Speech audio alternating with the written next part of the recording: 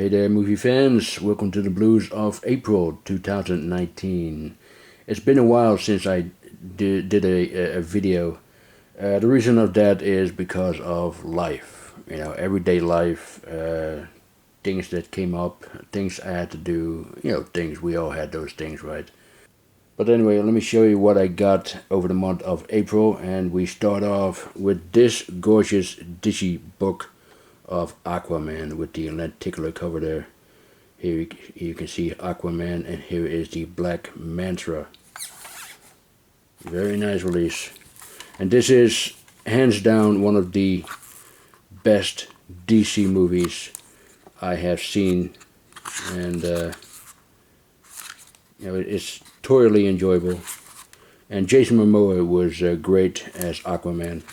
I always liked the guy. I liked him as Conan the Barbarian as well.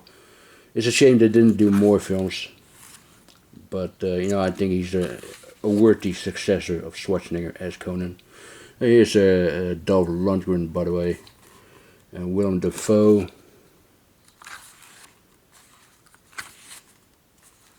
Very nice artwork there, although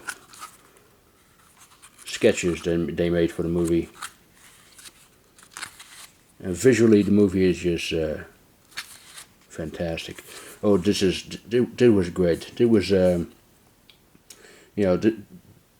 this scene with those creatures from the trance. This scene was just absolutely amazing, in my opinion. I believe they're going to do a spin-off movie of the trance, which is interesting. I don't think they ever done a DC horror movie before. But yeah, this movie was great fun. And here are the two discs, the DVD and the Blu-ray. Yeah, great fun indeed. What's also great fun is Spider-Man Into the Spider-Verse. This is the steelbook of it. We have the Blu-ray with the movie, and there's a bonus Blu-ray. This isn't the 4K Blu-ray set though. This is just the Dutch steelbook release with the Blu-ray and the bonus disc. But yeah, this was also a lot of fun. Some people say it's the best Spider-Man movie ever made. I'm not really sure about that, but it certainly is the most entertaining Spider-Man movie so far, and I really love the animation style. Next is Chioma, one of the last great spaghetti westerns ever made. But it would have been one of the best spaghetti westerns if it didn't include that horrendous theme song by Sybil and Guy that you can hear many times, too many times actually, throughout the movie.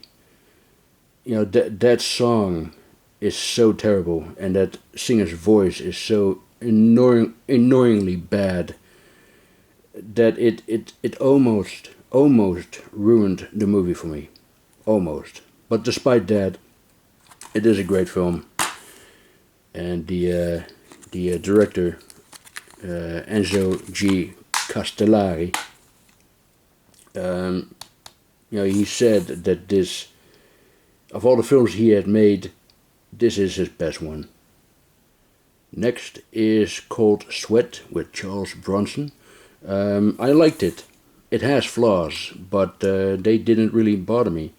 I mean, Bronson was good. Liv Ullmann, on the other hand, who plays his wife, she wasn't really that good. I mean, Bronson is Bronson, You know what to expect from a Charles Bronson movie. But Liv Ullmann, I expected more from her. She is one of the best actresses from Sweden, and she's fantastic in Ingmar Bergman's films. But she isn't very convincing in this one. Perhaps that's not her fault. It's just the material that was given to her, and she did the best that she could, I guess. But anyway, the movie was good, and I like the artwork on both sides, by the way. Even though they are a bit misleading. I mean, this one looks more like a White Lightning, Revenge on the Bayou action movie, and the other one is more like a mysterious noir thriller.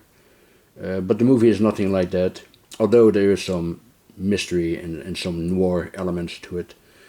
But it doesn't has the darkness of a noir film, like this front cover suggests. But anyway, Cold Sweat is a good movie with a wonderful car chase sequence. Next one is Class of 1984. This is a UK release from 101. Very, very nice release, this one. Also come with a, if I can get it out, with a booklet there. You got there's almost loose in there. The Blu-ray DVD combo. Here's a look at the booklet. Yeah, I picked up the sequel a couple of months ago, a Class of 1999, so I had to get this one as well.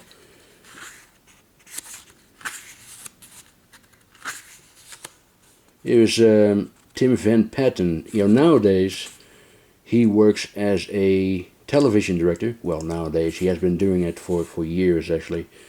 He directed episodes of The Sopranos, Boardwalk Empire, The Wire, The Pacific, Game of Thrones, the HBO series mainly.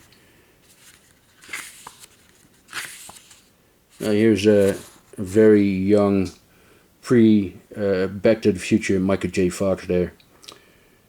At the time he was just known as Michael Fox. The J came later. Yeah, very nice release. And a really good film. Class of 1984. Okay, next is Superfly, which is an absolute classic.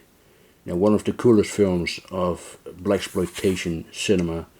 And a great soundtrack by Curtis Mayfield. This is the film debut of director Gordon Parks Jr. He made 3 more films after this, including 3 the Hard Way with Fred Williamson, Jim Brown and Jim Kelly. But sadly, in 1979 he was killed in a plane crash in Kenya, I believe, while he was making a movie called Revenge, which was never finished. And his father, by the way, was the director of Shaft, the original from 1971, and the sequel, Shaft's Big Score. Speaking of which, there's a new Shaft movie coming out later this year, and I've seen a trailer, and I don't know. I mean, it's good to have Richard Roundtree and Samuel L. Jackson back again, but it seems like a silly comedy, and that's not the Shaft that I want it to be, But anyway, I know there's a remake of Superfly that came out last year.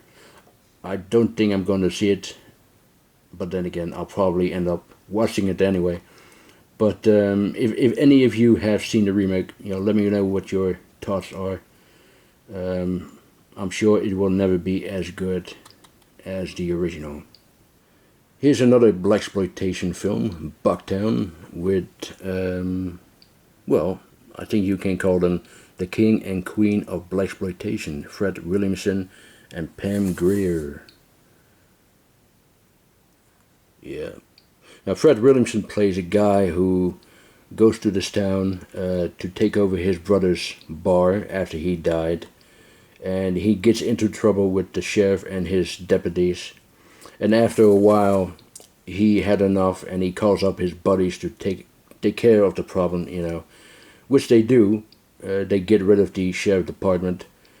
But then his buddies take over the town and make things even worse. So he has no other choice but to fight against his old friends. Now there's a movie that came out a year after Bucktown called Vigilante Force with Chris Christopherson and Jan Michael Vincent, who sadly passed away earlier this year. And that one has the exact same story. And despite the good cast, it's a terrible movie. Bucktown, on the other hand, is very good. And it was directed by Arthur Marks, who made 2 other Blaxploitation films after this one. Friday Foster, also with Pam Grier, and J.D.'s Revenge. Okay, next one is Overlord. Well, I'm just going to say it. This movie was a big disappointment to me, which is really my fault because I expected too much of it. It's being compared to Frankenstein's Army, among other things, but mainly Frankenstein's Army. And not only is Frankenstein's Army a better movie, it also has, even though it's not entirely original, it does has creativity and ambition and passion. All the things that Overlord does not have. Well, it has ambition, but it lacks passion, it lacks creativity. And if you look at the Nazi zombies in both movies, the Nazi zombies in Frankenstein's Army, well, actually they're more like biomechanical monsters, but anyway, they look great, and they look different from each other. And then you look at the Nazi zombies in Overlord, and I was wondering, is that the best they could do? They finally made a big budget Nazi zombie movie, and this is all they come up with. They will never make another big budget Nazi zombie movie ever again because it didn't do well at the box office. So it's a missed opportunity, if you ask me. By the way, story goes that the whole concept of Overlord was stolen from the guys who made Frankenstein's Army.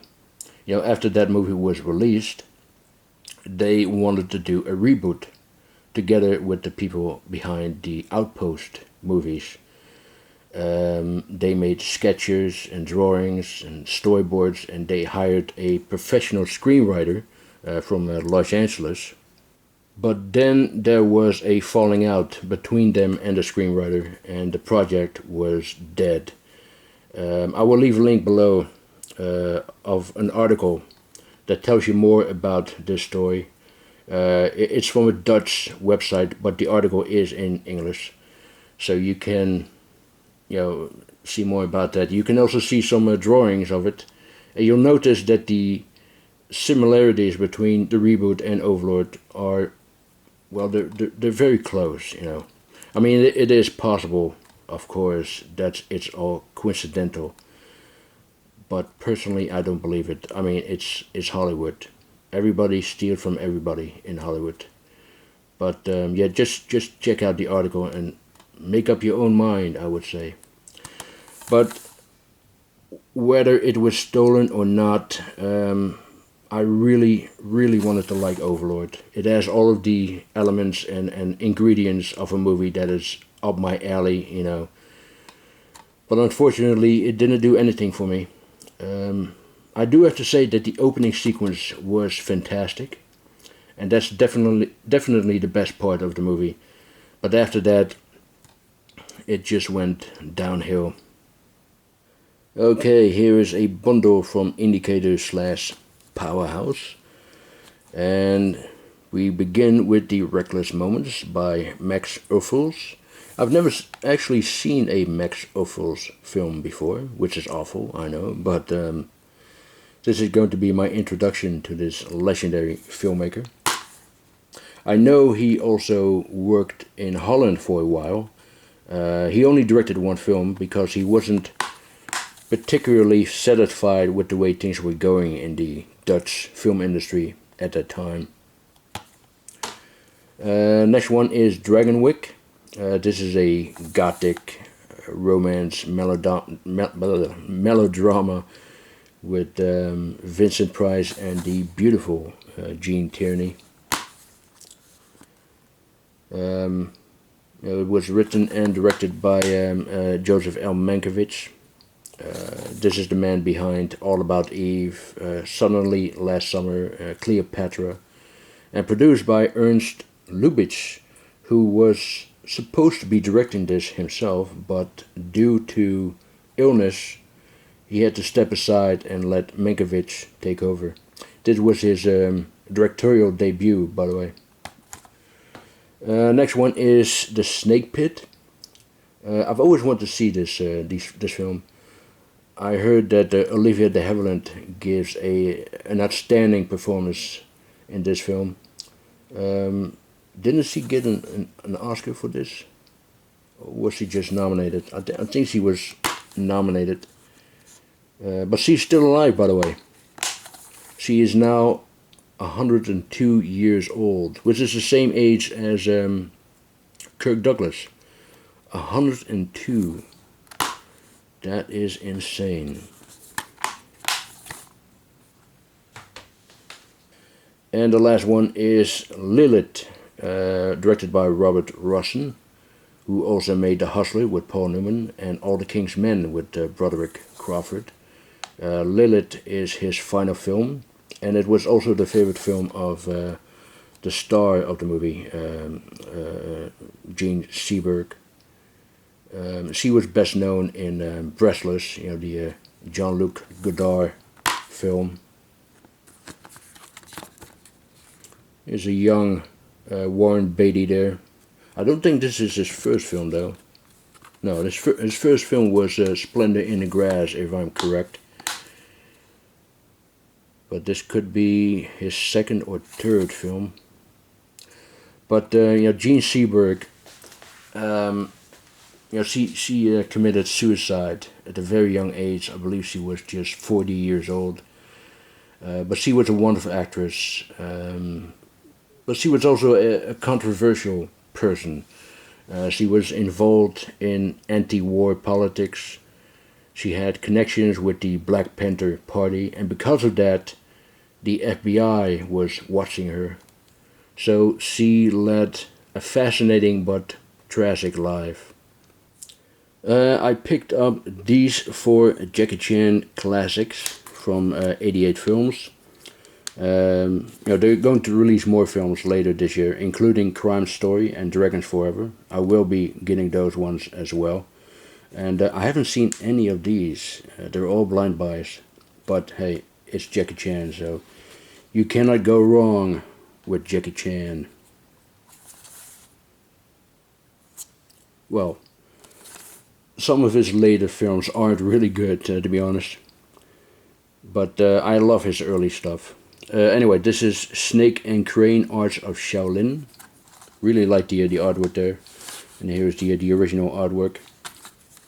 These are great releases, man. And they each have, these lobby cards. And reversible covers, Wonderful releases. Dragon Fist.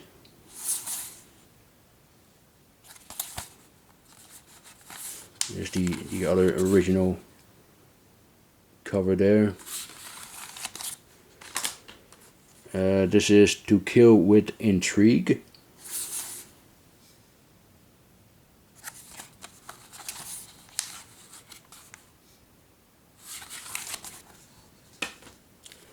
And the final one is Battle Creek Brawl. This one stars, here he is, Jose Ferrer. He was also in Lawrence of Arabia. And it's from the same director of Enter the Dragon, Robert Klaus.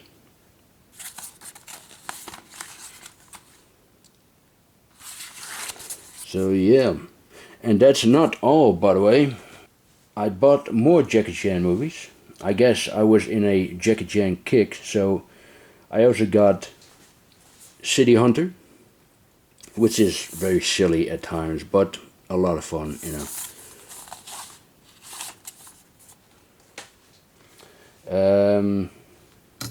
Wheels on Mules, which I've never seen before.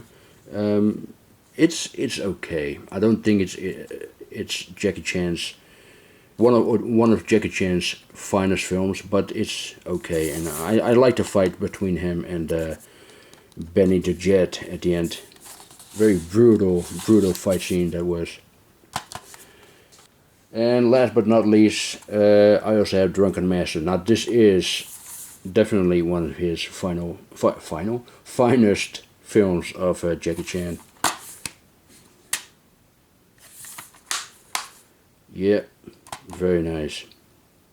I picked up more Asian movies. This is Sister Street Fighter Collection. You know, these are the spin-offs to Sonny Chiba's Street Fighter trilogy, which has been released on Blu by Shout Factory. And I wanted to get one too, but it was sold out pretty much everywhere. You know, for a moment I thought it was completely sold out, but that's not the case. So I will be getting my copy eventually. The Good, the Bad, the Weird, very entertaining Korean action adventure film. I don't think I need to tell you which spaghetti western was the inspiration for this one. It's quite obvious. And here's another Korean film, The Great Battle, which was pretty good, with some spectacular battle scenes. You know, this is the German media book, and only 2,000 has been made. It's not English friendly. It has Korean and German audio tracks and German and Dutch subtitles. But it's a beautiful release. Here's some advertisement, by the way. Oh yeah, Hereditary. I still need to get that one. Absolutely love that movie. But anyway, let's take a look at the media book here.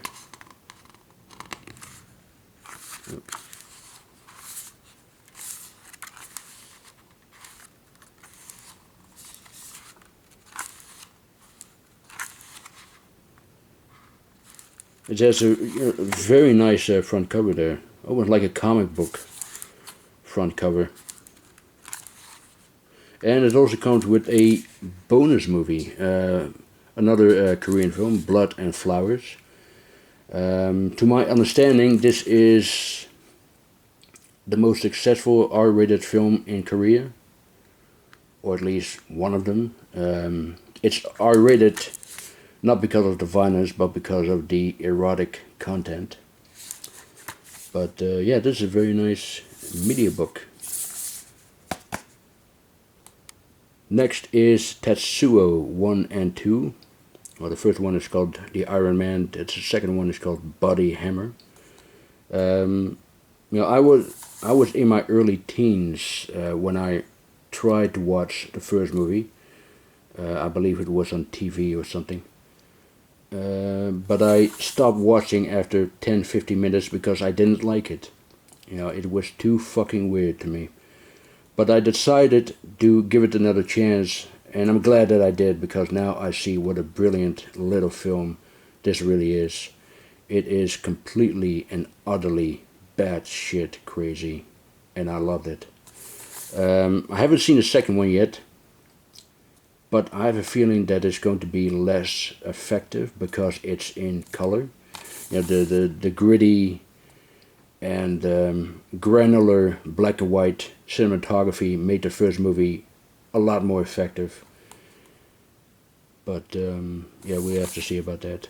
There is another one called The Bullet Man. I think there's a German Blu-ray release of it. I don't know if it's English friendly. I don't think it is. And last but not least, I got the Critters collection from Shout Factory. And this is a very nice box set, this one.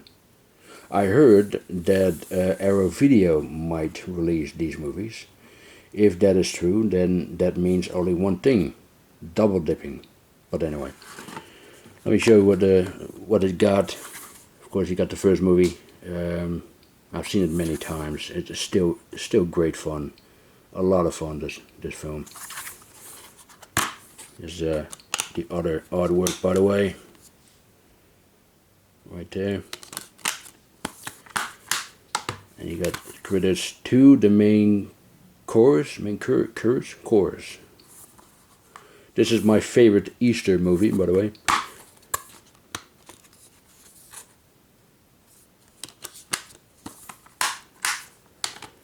And Critters 3, which will always be known as Leonardo DiCaprio's first film.